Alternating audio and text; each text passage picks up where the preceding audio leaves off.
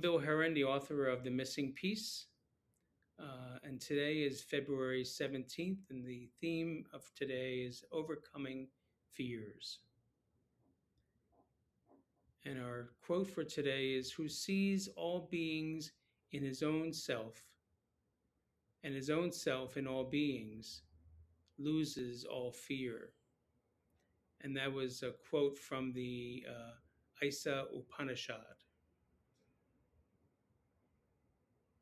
My Al Anon sponsor once told me, "We are not we are only excuse me we not only are fearful, but we are driven by our fears."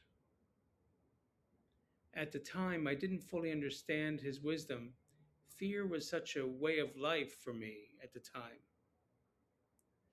On the surface, I was plowing along as a grad student at New York University, but internally, I was struggling with fear as a major driver in my life. I knew fear has prevented me from doing things that needed to be done, saying things that needed to be said, or completing important tasks in my life. Here is a quick way to recall the elements of how fears can interfere with healthy ways to protect in life, how to proceed in life, while promoting a restless mind. So the F for fears is frustration, battling internal restless thoughts about what should be rather than accepting what is.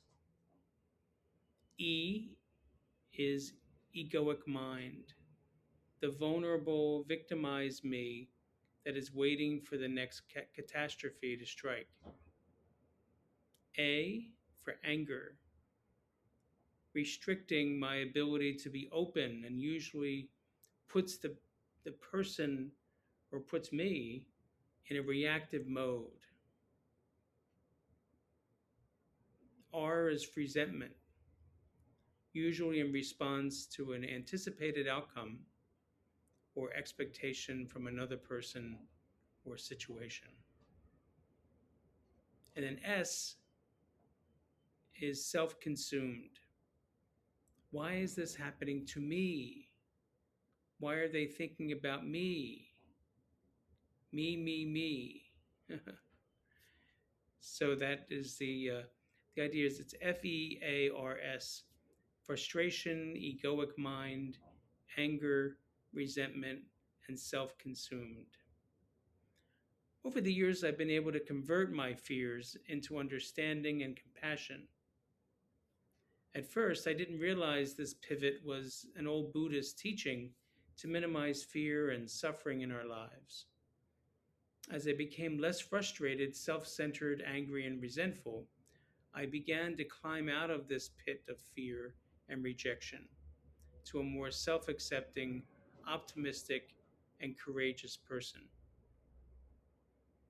I began to take certain risks, mostly in business, that I would have never pursued when I was driven by fears. Compassion and understanding have brought both mind and heart together in the service of peace and happiness. So today, I would encourage you to gently begin to watch your fears, feel them, and maybe even confront them, and see them as a barrier potentially to a fulfilled life and happiness.